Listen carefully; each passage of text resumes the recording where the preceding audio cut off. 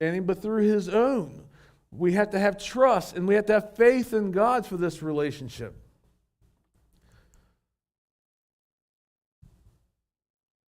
Which one's it? Here we go. So now let's look at old Peter. First of all, let's think about the context of this story. What happens in Matthew immediately before this cool story of Jesus walking on water? Jesus had just fed at least 5,000 people with a couple loaves and fish. We know it was at least 5,000 because it was kind of the thing of the day, kind of the thing in the culture. They counted the men. So there was 5,000 men. Well, these men probably, they may have had wives, they may have had children. So it would not surprise me, and I don't think it's a stretch to say he probably fed between 15 and 20,000 people with a few loaves and fish. Think about that for a second. A few loaves and fish. We know at least 5, but it was probably way more than just 5,000. Just saying just 5,000, that's just 5,000 with a couple loaves and fish. So Christ had just done a really cool thing. So now let's pick it up here in Matthew 14, 22 and 23. Immediately Jesus made the disciples get into the boat and go ahead of him to the other side while he dismissed the crowd. What crowd was it? It was the at least 5,000 that we're talking about here. Jesus stayed behind, and he's I guess wrapping things up and giving his final words, high-fiving people, whatever he was doing. He was dismissing the crowd. You don't have to go home, but you can't stay here. It might have been that kind of thing. I don't know. But Jesus was dismissing the crowd. He sends his disciples ahead of him on the boat. But it says, after he had dismissed them, he went up on the mountainside by himself to pray. Later that night, he was there alone. So the disciples are gone for a while now. I don't know how long it takes to dismiss 5,000 plus people. But once he dismissed them, now he goes up on the mountainside and he's praying, and he's all by himself.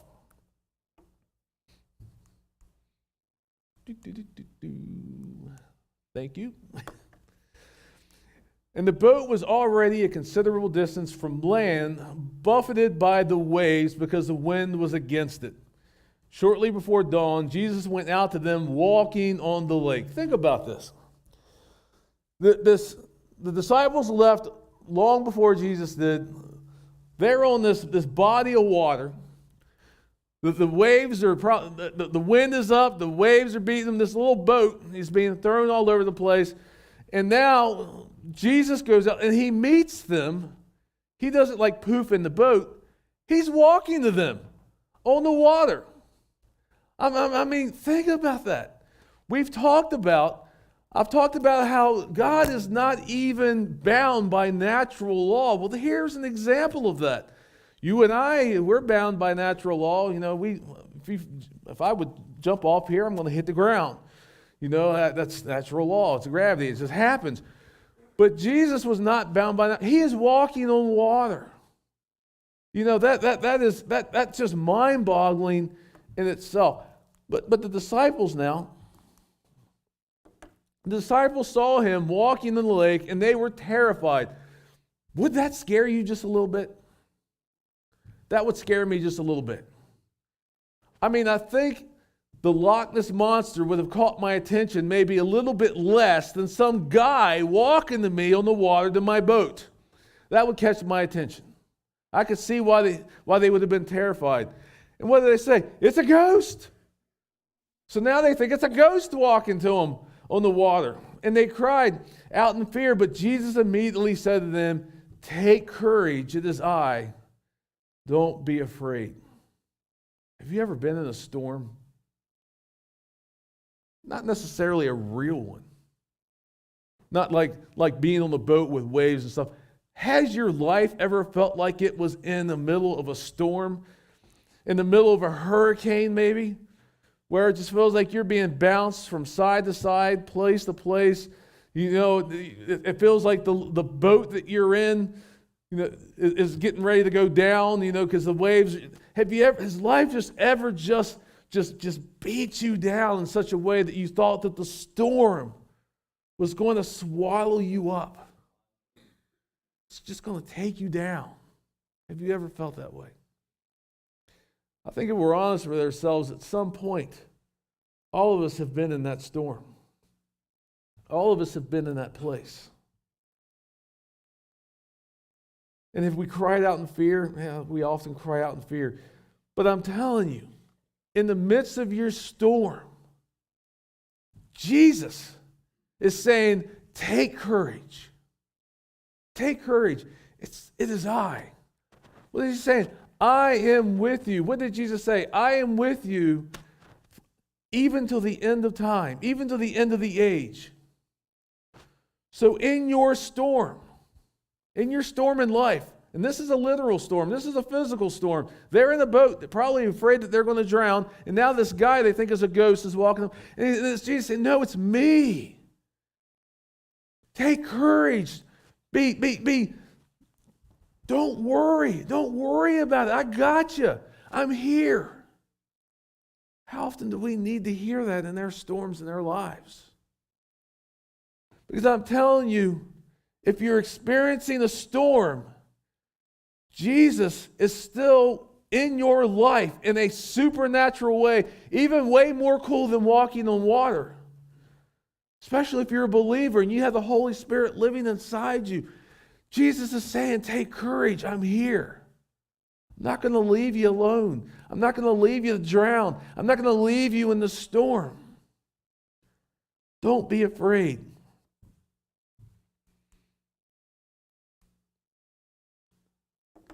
Oh, Peter. Peter. I love Peter. I get Peter.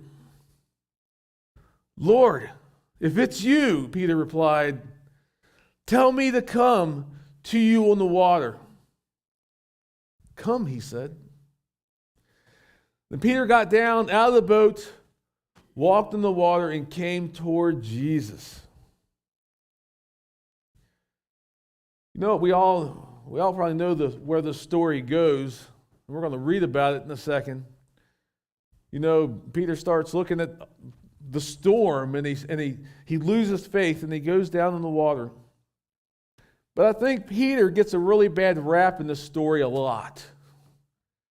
You know, we like to focus on the fact that Peter, took his eyes off Jesus and started to drown. Peter's the only one that had the faith to step out on the water in the first place. Can you imagine? Would I be the one? We always try to find a character in the Bible or a person in the Bible that you kind of relate to. And I've always liked Peter, but this would not be me. I would not be the guy that says, okay, let me walk on water too. That takes a lot of faith. But here's the message I get from this, though. Even those of us who are strong in our faith, sometimes the storm catches our attention and we lose focus, which we're going to talk about. Peter did a crazy, awesome thing here, bidding me to come out. Let me walk on water too. Let me come to you. And here's the thing about Jesus, folks. Every time you ask him to do something like that, let me come to you, know his answer always is, come. Come. I can promise you there will never be any time in your life that you ask Jesus to let me come to you and he's going to say no. It's not going to happen. Jesus will never tell you, don't come to me. But when you say, Lord, let me come, he will always say come. Because he's always there. He always wants you to come. Jesus always wants you to meet him where he is. Jesus always wants to be with you. That is an amazing thing. But here's what we were talking about. But when he saw the wind, he was afraid, and he started to sink. And he cried out, Lord, save me. Immediately, Jesus reached out his hand and called him. You of little faith, he said, why did you doubt? You of little faith, why did you doubt? I probably wouldn't have had the faith to have asked Jesus to bid me to come out into the water. But I do get some of Jesus' questions here. What did Peter see earlier that day? He saw Jesus feed thousands of people with a couple loaves and fish. Who else could do that but God himself? Nobody else is going to do that. Nobody else can do that. So now all of a sudden, you're in this place, you're on this boat, you're being tossed about, and you see that same Jesus walking on the water. You see him walking on the water, and you even have the oomph to say, let me come out. But what then would cause him, a man of that kind of faith? I wish I had Peter kind of faith. What would cause him now to start to sink? What would cause him to now for Jesus to say, oh, you have little faith? Why did you doubt? You just saw two really cool things. And he saw a lot of cool things even before we got to the feeding of the 5,000. Why would you doubt now? What did you just see? What just happened? What did you just do? You were walking on water, your very self. What would cause you to doubt? He started looking around. He started looking around at what was going on. It is so easy when we are overwhelmed to look at the problem and to stop looking at the Savior. It is so easy to start focusing on all of the problems associated with the storm and take our eyes off the guy walking on water. It's easy to do. I don't stand here and it's like, you have little faith. That's not me. That's not what I'm doing. It is almost our default to start getting wrapped into the storm. I get it. I get it. Even if I was walking on water, all of a sudden, if I was seeing the waves and I was seeing what the wind was doing to the waves, would it be easy to take your eyes off Jesus in that kind of storm? I think it would be. What other kind of storms? What other kind of storms have we gone through? If you're a parent and you've raised kids, you've been in storms. I can tell you that for sure. And I can tell you my parents went through storms because they had me. I mean, it's just not, my kids are probably, you reap what you sow. The things that my kids, when they were growing up, I reap what I sowed. My poor parents.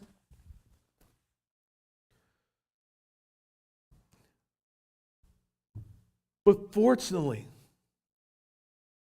when he was in the storm, he cried out, Lord, save me. Other storms. Finances are such a big storm in so many lives.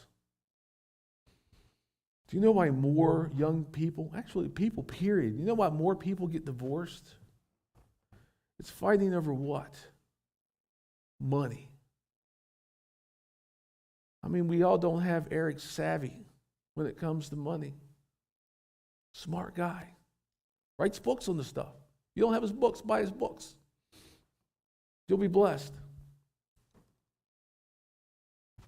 We have, so many of us, myself included, have been in financial wreckage at one point in our lives. Why? Because we make poor choices. We buy stuff we shouldn't buy. We do stuff we shouldn't do. We want to live in ways that beyond our means. Financial storms. Relationship storms. Relationships with friends, relationships with spouse, relationship with children. Doesn't matter. Relationships always have storms. Is it so easy? It's so easy that when we're fighting with someone else, to stop paying attention to Jesus. It's easy. It's so easy when the bill collectors are ringing off our phone and you're dodging the repo guy to take your eyes off Christ. It is so easy in the storms of our lives to take our eyes off the one person, the one God who can save us from the storm. It's so easy to take our focus off of him. So easy. But Peter still gets it right. Even after he starts to lose faith and he sinks, what's his response? Lord, save me. I can assure you, if you're in any of the storms that I've mentioned right now, everybody here, I'm sure, is in a storm. And if you're not, God bless you, because it's coming. I'm not trying to be a henny penny. I'm a realist. If you're not in the storm right now, it's coming. In your storm now or in your future storm, when you lose faith and you begin to sink because you lose your focus, I assure you that when you say, Lord, save me, your Jesus will. It's as simple as that. It's as simple as that. And when they climbed in the boat, the wind died down. Let's stop there for a second. When Jesus and Peter got in the boat together, the wind died down. The storm came to an end when Jesus and Peter got into the boat together. Is that significant? I think it is. In our storm, we see Jesus doing crazy, awesome things, like walking on water. We may even in the beginning say, Lord, let me come out there, let me be with you. But even when we start to sink, we cry out, Lord, save me. Not only does he save me, he calms the storm. What's there another place in the Bible to say, even the wind and the waves, listen to this guy. Even the wind and the waves, pay attention to him.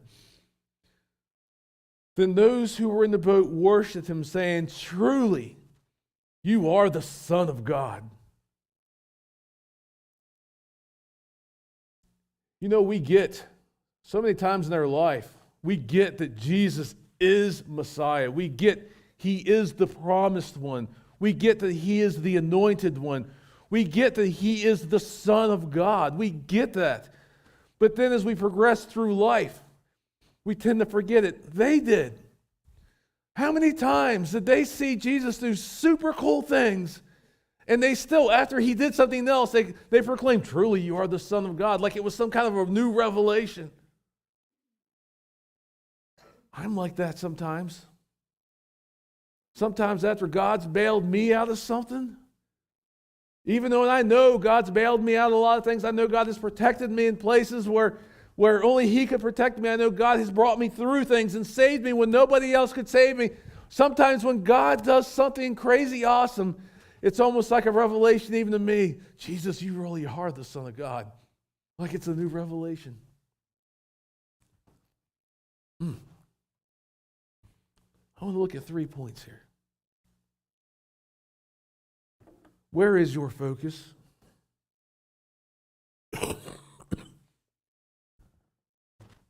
We've been talking about this, but where is your focus? What are you looking at right now in your storm? What is your focus? What are you looking to? Are you looking at the storm? Are you looking at the surroundings? Are you looking at the bills? Are you looking at the strained relationship in your family? Are you looking at the strained situation you have at work? Whatever that storm is, are you looking to Christ or are you looking at the storm? What is your focus? Because I can promise you, as surely as I'm standing here, if your focus is the problem, you're going to drown. You're going down. You're going down. If your focus is in the wrong place, you're going down. There's this fancy word that I started using in seminary. I just love it. I don't use very many $10,000 words, but I love this one. Christocentric. Isn't that a cool word? Christocentric. What does that mean? Christ-centered. Christocentric, Christ-centered. If your focus is Christocentric, He's going to save you. He's going to calm the storm. Let me tell you about my Jesus. I've said this a few times in the last few weeks, but it's important to get. My Jesus is more faithful and consistent than natural law. My Jesus does not fail. My Jesus does not waver. My Jesus does not sleep. My Jesus sits at the right hand of my Father, and He advocates for me 24/7. My Jesus sits at the right hand of my Father and advocates for every single one of you 24/7. There is but one advocate between God and man, and it's Jesus. He is the high priest. He is your advocate. Because of Jesus, there's no longer separation between us and God. Can you grasp that for a second? In the Old Testament, my beloved Old Testament, God would reveal Himself in places. In the Holy of Holies, the Shekinah presence, the physical presence of God would show up. But because of Jesus, that Holy of Holies, that place where only the high priest could go and experience the presence of God in a way that nobody else in his time could do, we learn that when Jesus died, that great big gigantic curtain that protected us, that separated us from the Holy of Holies, it tore from the top, not where any man could reach without a ladder. It tore from the top to the bottom. Because of my Jesus, the curtain, the separation between me and my Father no longer exists. He tore that thing from top to bottom. Because of my Jesus, the guy who walks on waters and rescues me when I'm drowning, He tore that veil, He tore that curtain from top to bottom, and I can enter into the presence of my Father even now. That is something to be excited about. You want to know something cool about every single believer in this room and every single believer out there that nobody in the Old Testament got to experience? This is another cool thing. And again, God housed or tabernacled in places. You want to know, after the resurrection of Christ and at Pentecost, do you want to know where He tabernacles now? Where He houses Himself now? The Holy Spirit lives in you. My Jesus made that possible. He told his followers, it's good for me to go away because I'm going to send another one. I'm going to send a comforter. Somebody who's with you 24/7. Here's the thing. You can't get away from God. There are people who thought they could. Did Jonah think he was going to get away from God? When he was given marching orders to go to Nineveh and preach against it, and where did he want to go? He wanted to head to Tarshish. What was Tarshish? In his world, it was the farthest place he could go. He was going to try to get away. You can't get away from God. Well, believers now, you think you can get away from God? If you're a believer, He lives in you. He tabernacles in you because of my Jesus. Where is your focus? If your focus is the will of the Father, praying to His Son through His Holy Spirit, your focus is in the right place. And you won't drown. Not when your focus is where it needs to be. Intuitive versus counterintuitive. What in the world is that? If I was Peter, my intuitive action in the storm would have been to stay in the boat. But sometimes we need to trust God to do the counterintuitive thing, the thing that doesn't make sense. Peter got, in a counterintuitive way, that the best place to be was with Jesus on the water. I would dare say that when Peter's focus was where it needed to be, Christocentric, I love that word, the safest place was standing on the water with Jesus. I would dare say that the other disciples in the boat were in more danger. The people doing the intuitive thing were in more danger than Peter, who did the counterintuitive thing to step out on the water to be with Jesus. Sometimes we need to do what doesn't feel like the thing that makes sense. Sometimes we need to trust God when it doesn't make sense.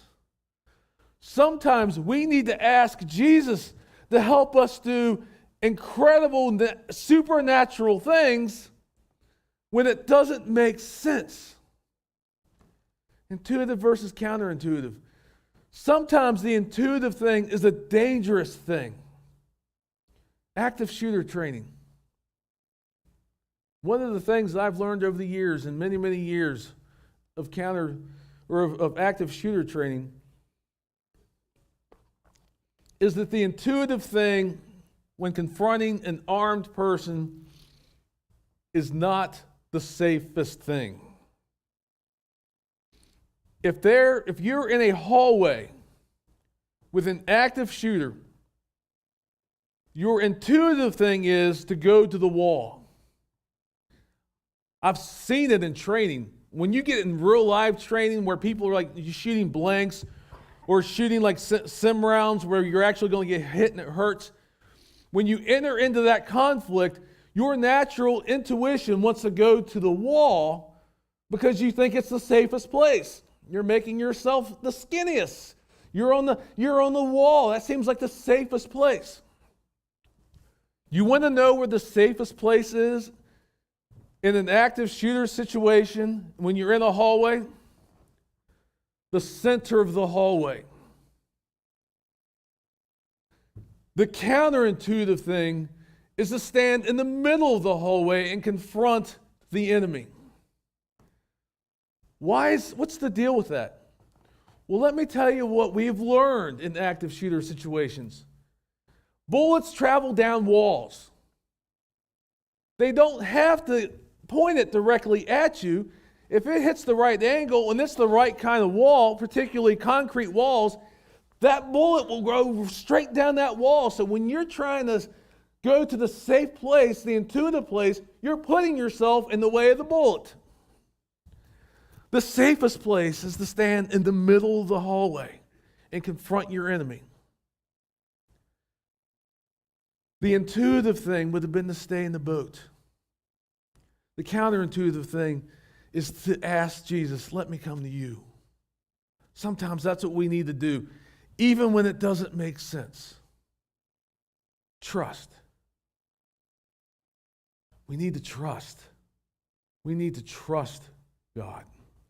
We need to trust our Jesus. Jesus has never done anything to any of us or anyone to violate our trust. In Sunday school, we're looking hard in the book of Isaiah. Hitting hard. We're going to be hitting Isaiah for a long time. Love the book of Isaiah. But we were talking about the holiness of God. Holy, holy, holy. The holiness of God. A big piece of holiness. It's not all of it. We're not going to get into this definition of everything holiness is. But it's never sinning and never dropping the ball.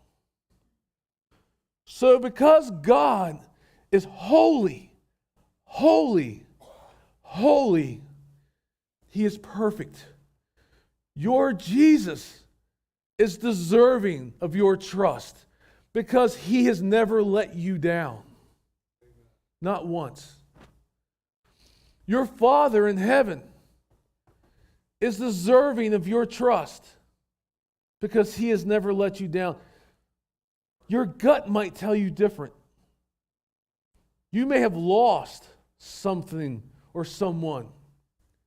I know someone who lost a child, and he said he hated God because God took his child. God didn't take his child. We live in a fallen world where death happens. God didn't take his child. But the intuitive thing is to blame God and to not trust Him.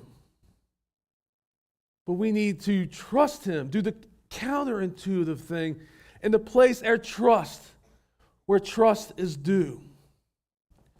God has never failed. If God ever failed once, He wouldn't be God. If God ever lied once, He would not be God.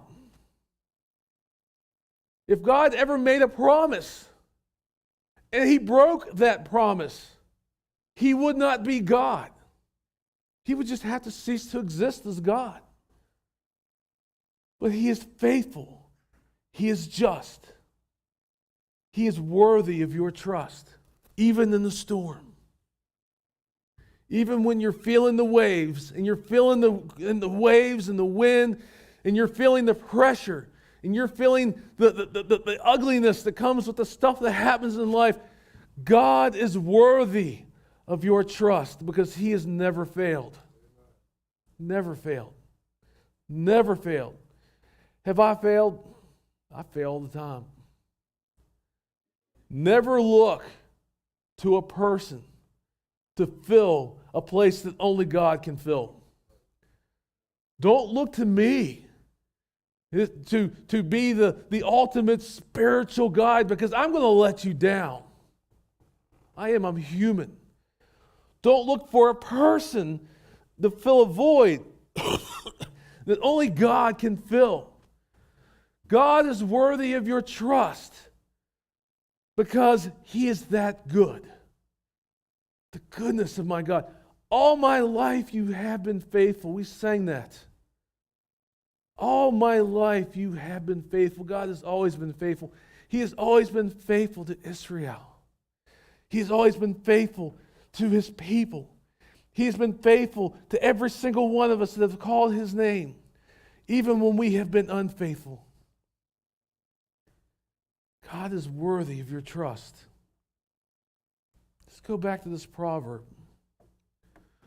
Trust in the Lord with all of your heart, and lean not on your own understanding, and in all your ways submit to Him, and He will make your paths straight. Let's tie this thing together. Trust in the Lord with all of your heart, and do the counterintuitive thing. In all your ways, submit to Him, and He will calm your storm. That's amazing.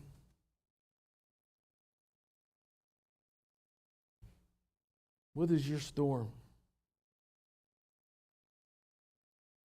What is your storm? We're going to watch a short video clip from The Chosen. This scene. Just a quick explanation.